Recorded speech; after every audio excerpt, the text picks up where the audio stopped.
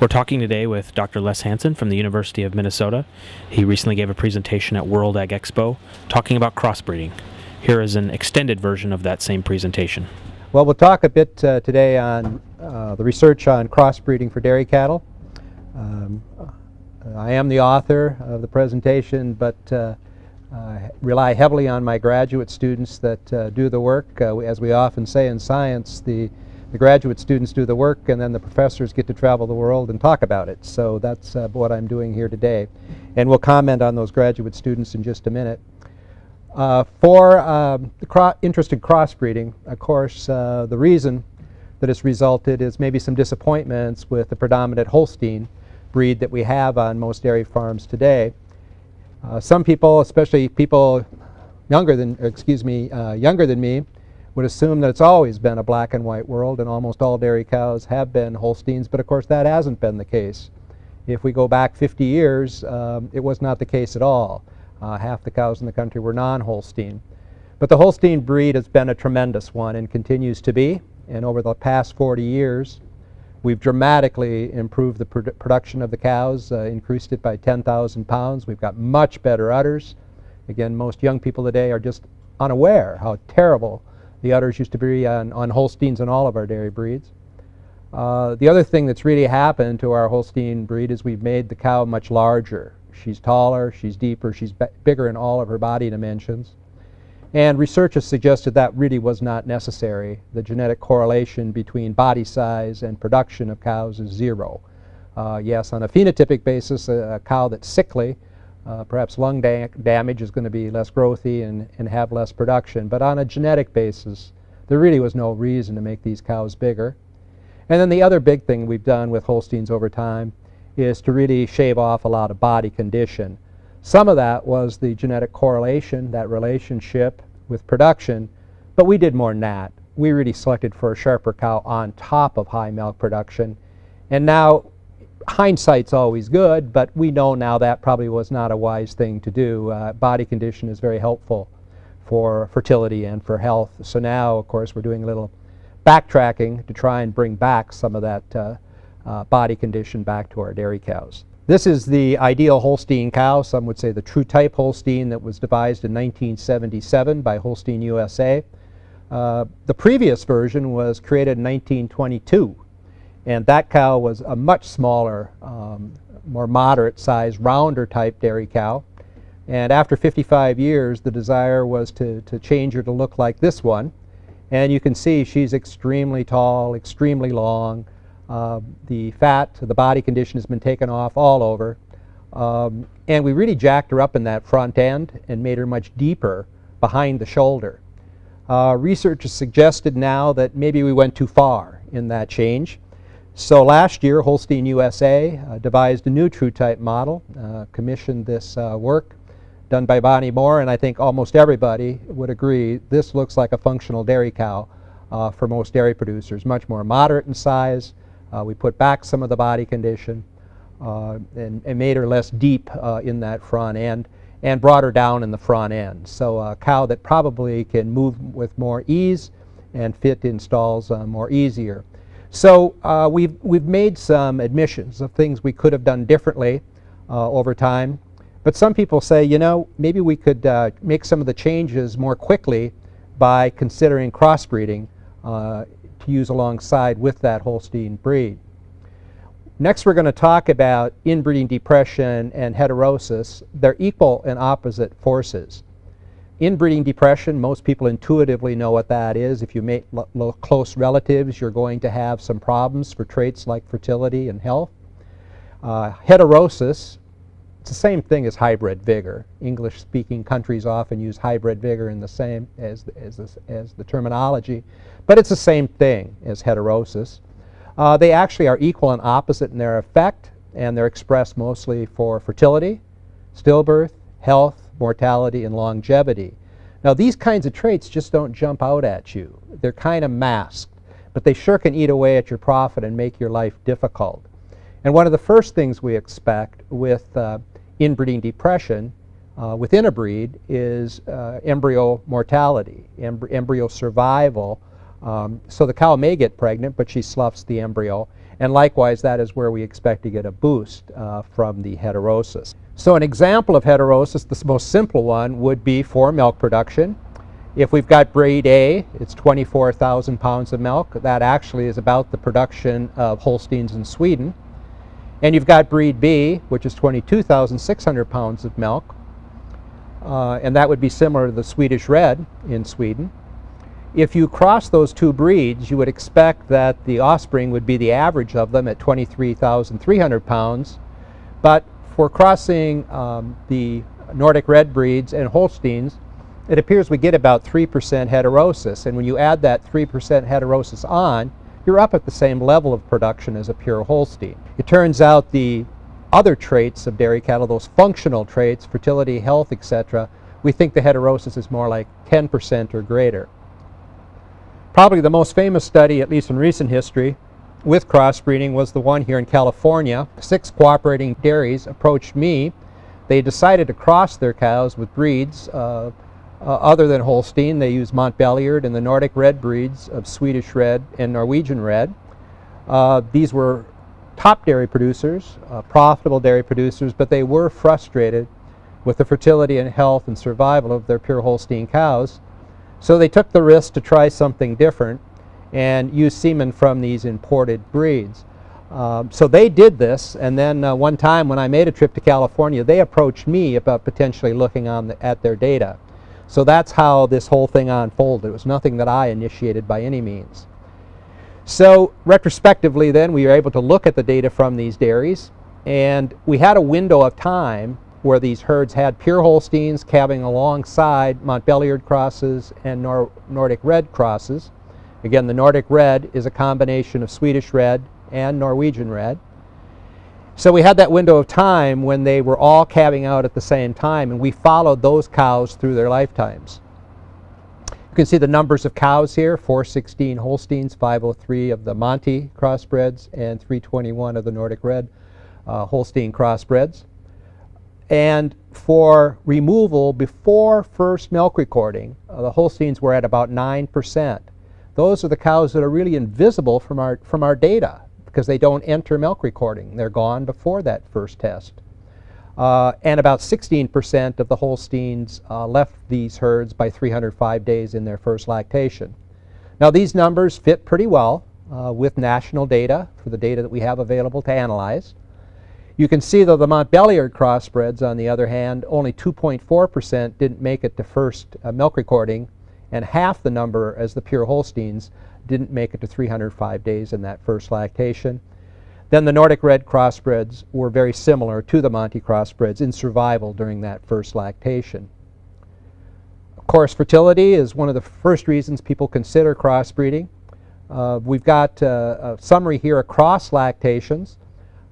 We'll concentrate on the average of all the lactations, and you can see the pure Holsteins averaged about 148 days open.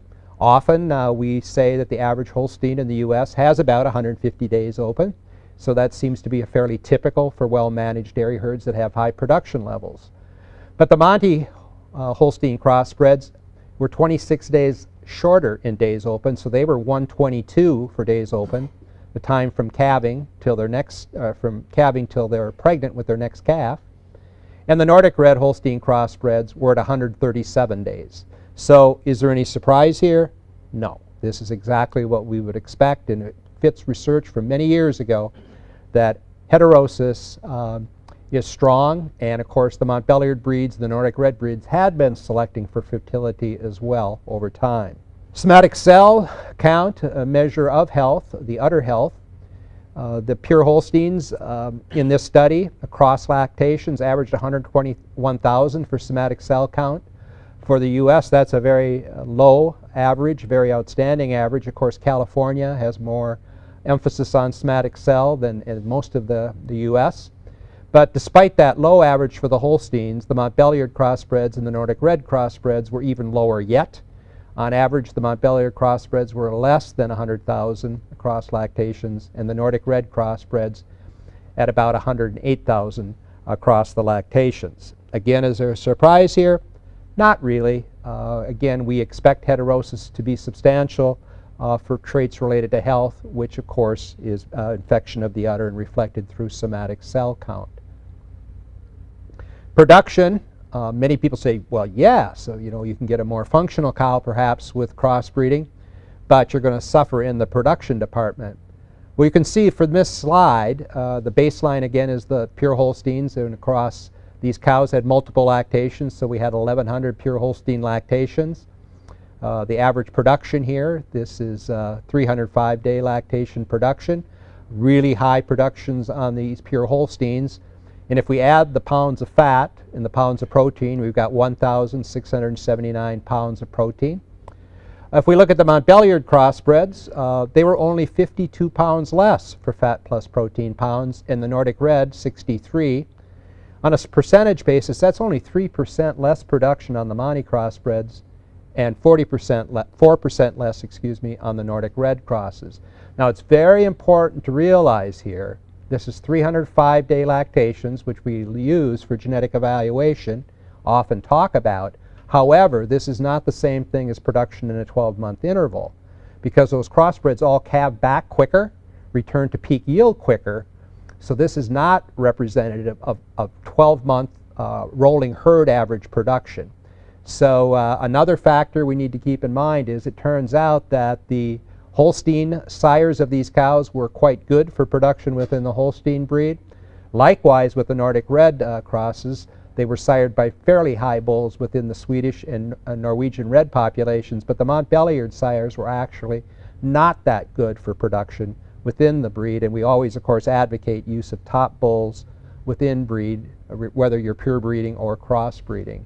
So there was not much of a loss of production, if any, on a lactational basis, and certainly within a 12-month period of time. For longevity, the averages here for the Holstein, I think, are quite typical, maybe a bit better than our national average in the U.S. 75% of the pure Holsteins calved a second time, 51% calved a third time, 29% a fourth time. But the differences here from Holstein are reported for the Montbéliard and the Nordic Red. You can see 89% of the Monte crossbreds calved a second time, 85% of the Nordic Red. If we go to third calving, 75% of the Monte crossbred cows calved a third time, which is the same as the number of pure Holsteins that calved a second time. And with all of these, you can see the survival is much greater. When we get to fourth calving, we're approaching twice as many of the crossbreds that were in these herds. So if we look at lifetime production then, we're now limiting the data to 3 of the 6 dairies, but because we required that we had a minimum number of crossbreds of each of the crossbred groups by season for equal comparisons across the time period these cows were in the herd. But in those 3 dairies then, the pure Holsteins averaged 61,918 pounds of milk in their lifetimes, and we look at the fat plus protein, 4,117. In comparison then, the crossbreds were much higher, significantly higher, for both the milk and the solids. The Monte crossbreds had 883 pounds more fat plus protein during their lifetimes, which was 21% more. And the Nordic Red crossbreds had 16% more lifetime fat plus protein production. We then looked at profit, and to do this, we included many variables, including value of calves, salvage value of cows, the feed to feed the cows, using NRC requirements for their daily feed intakes. And you can see the lifetime profit. These were profitable dairies. They average $4,312 for lifetime profit on their pure Holsteins. But the Montbéliard crossbreds were $2,168 higher, and the Nordic Red crosses were $1,935 higher for lifetime profit. Now, they got that greater profit especially because they were in the herd more days. Now, typically, a dairy producer has a limitation on number of cows. What you really care about is production or profit per cow per day. Some would consider per stall per day. So if we look at it that way, and we look at it on a daily basis, day in the herd, the opportunity cost would be another way of expressing this. It turns out the profit per day on the Holsteins was $4.51, but the crossbreds were higher at 23 cents per day greater for the Montbéliard crossbreds and 15% greater per day for the Nordic Red crossbreds. Now this, every day they're in their herd, is this extra profit, but also it's really important to realize we had no health information from these dairies, and health is one of the key things you expect to get from heterosis, and we simply did not collect that information for from these dairies for analysis. So these differences in profit, which are significant, really are minimal because the health differences in health costs were ignored. Now, after that study in California, and as it was moving along, Brad Hines, Dr. Brad Hines now, one of my colleagues in the Department of Animal Science at the university, spearheaded that effort, worked with these dairy producers continuously through the years of that trial. We designed a study in Minnesota, and we are working with 10 dairies in Minnesota. These are the average statistics of those dairies at the time we started the study. Fairly large herds at 677 cows. Very outstanding production, over 27,000 pounds of milk, nearly 1,000 pounds of fat, 822 of protein. These are their rolling herd average on a 12-month basis, and somatic cell count of 289,000. Other statistics for days open, 132 days, which is not bad by any means for pure Holsteins. Again, all of these statistics are based on Holsteins in their herds. 2.5 services per conception, calving interval of 13.6 months, stillbirth rate of 8%, fits national data quite nicely. Death rate about 8%, again, based on national data, that seems to be a pretty solid estimate, and the turnover rate of about 34%. The majority of the dairies volunteered for the study because they did have a small number of crossbreds in their herd and were happy with them and wished to come aboard and work with the University of Minnesota to see if the crossbreds with Montbéliard and Swedish Red made economic sense. The graduate student that has worked on this project, her name is Amy Hazel, and these are the very first results, very preliminary. From 3 of the dairies, we had adequate numbers. We required at least 20 of each breed group within our dairy, with 305-day first lactations to be included. And you see 154 pure Holsteins in these 3 dairies had average age at calving of 22.8 months. They calve quite young in these dairies. The Montbéliard crossbreds, 131 of them at 22.7 months, and the Swedish Red crossbreds at 22.7 months as well. So essentially the same age at calving, very young age. The milk production, and this is actual production, it's not mature equivalent. You can see the milk pounds were essentially the same, no significant difference. For fat pounds, the Holsteins, again, actual production, first lactation, 902 pounds of fat, but both of the crossbred groups were at 935 pounds, significantly higher fat production. Protein production, 731 for the Holsteins, 766 for the Monty crossbreds, which was a significant difference. The Swedish Red, with these numbers of cows, was not quite statistically significant, but at 754 pounds. And then we're adding fat and protein together to get a quick gauge of production. And most people are paid for the solids in their milk and not the fluid volume, the water in milk. The Holsteins, 1634 pounds versus the crossbreds of 1701 and 1639, which means the Montbéliard crossbreds had 4% higher production and the Swedish Red 3% higher production than their pure Holstein herd mates. Now it's important to point out here, this study is being done in cooperation with Select Sires in the United States. Imported semen from the Montbéliard and Swedish Red. Pure Holstein, of course, is Select Sires. And top bulls were used for all 3 bulls. So again, it's very important to use top bulls within breed, and that is the case for this study. Many people right away want to know about the solids content of the milk. The fat percent was 3.68 for the pure Holsteins, 2.98, very typical for Holsteins in the U.S. The crossbreds were higher in those components, so even though the milk pounds was extremely similar, those higher fat and protein percentages resulted in the greater poundage. And generally speaking, the fat and protein percents are about 0.1 to 0.15 higher for the crossbreds than they are for the pure Holsteins.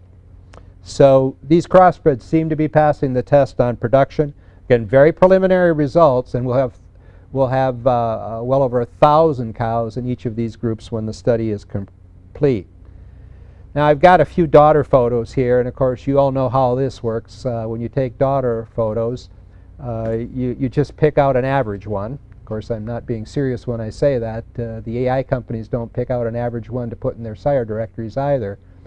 But this is one of the Swedish red crossbreds in one of the herds. You can see she calved at a year 10 months with very high production. I think a cow that looks functional to most people. Here's another one, another Swedish red crossbred. You can see she calved at a year 10 months. Calved the second time at 2 years 10 months, 34,000 pounds of milk. One of the Monte crossbreds calved at a year 10 months the first time, 209 the second, and 308. With very high production records. And yet another one calved at a year 8 months in her first lactation, calved right back at 2 years 8 months, and in the first 200 days has 23,000 pounds of milk. So again, these crossbreds are not extremely unusual monstrosities or anything like that. They look like pretty functional, profitable dairy cows. For the body traits then from this new study, we were able to bring in somewhat more cows that hadn't yet completed lactations. See, for body condition score, the Holsteins averaged 3.15. The Monte crossbreds were at 3.62. They definitely carry more body condition. And the Swedish red at 3.36. Of course, that extra body condition is documented, can be helpful for fertility. And almost all crossbreds, even Jersey Holstein crossbreds, tend to carry more body condition than their pure Holstein herd mates. For stature, the Holsteins were 5.4, with 9 being tall, very tall. The Monte crossbreds were similar at 4.8, and the Swedish reds were smaller at 3.9. Now again, these are just 2-year-olds, young 2-year-olds. As we get more data, more information across lactations, we'll have a lot more information on the appearance of these dairy cows. And all the animals are being scored on a regular basis by personnel of Select Sires. For strength, the Holsteins were 4.8 as far as width and strength. The Montes had a significant advantage at 6.6, whereas the Swedish red were similar at 4.9. For rump angle, with 9 being more slope, the Holsteins were 6.1. The Montes were significantly more slopey at 6.7, but the Swedish red were similar at 6.4. I have a lot of personal experience with crossbreeding at the University of Minnesota. We've been crossing our herds both on the campus in St. Paul and our low-input grass-based dairy in western Minnesota located at Morris. And this is a 3-generation composite photo of cow family in our St. Paul campus dairy. The cow on the far left is the grand dam, the middle cow is the dam, and then the daughter on the right-hand side. I'll go through them one by one. This is that grand dam. She was our very first 3-breed crossbred at the University of Minnesota. She's a Montbeliard out of Hojo, Jersey Holstein cross dam. And of course, I think anybody looking at her would say, now that's a pretty functional looking cow with her udder, her feet and legs, and good body condition. And a good production cow. She was bred because she was a 3-breed crossbred to Holstein, and this is her daughter. Most people would say, look at her and assume she's a pure Holstein, but she's not. She's a Holstein out of a Montbeliard, out of a Jersey. And you can see her calving interval was outstanding and high production. We started crossbreeding at the University of Minnesota with Jersey. We decided to replace the Jersey in a 3-breed rotation with the Swedish red. So she was then bred to Swedish red, and this is her daughter. Now this is from the earlier photo of the 3-generation. This is a later photo of her more at maturity. And she calved the first time at 2 years, and you see the calving interval. Her last lactation, she made over 30,000 pounds of milk, and she's the high within herd index production cow in the herd. She's due here in just 2 days, and of course with that 3-breed background, she's bred to the Montbéliard breed to keep the 3-breed rotation going. Question often is about these crossbreds: if they're carrying more body condition, are they consuming more feed? Feed intake is really expensive to measure. You have to measure what you're feeding them, weigh it out, and then you have to do the weighbacks, what they refuse and don't eat. So it's expensive and isn't done on a daily basis or a routine basis, but we did it for our Montbéliard crossbreds, both the 2-breed crossbreds and the 3-breed crossbreds. For the first 150 days of first lactation, the production on these 3 groups was dead on the same for fat plus protein solids. And you can see there was no additional dry matter intake for the Montbéliard crossbreds. Some indication there could be a slight less, but nothing significant here as far as the difference, despite the fact that they were carrying more body condition, which helped them for fertility and health. So some critical points to keep in mind then, if you're considering crossbreeding, is that crossbreeding is not really about genetic improvement. That happens within the individual breeds. We still need top, pure breeds. And we have to have that continuous genetic improvement within those pure breeds. So if you decide to go about crossbreeding, make sure you continue to use the very best AI bulls within breed. This is not an excuse to use natural service bulls or cheap bulls of low quality. You're throwing the baby away with the bathwater if you do something like that. So you still have to use top bulls, make that investment. But then heterosis is that bonus that comes on top.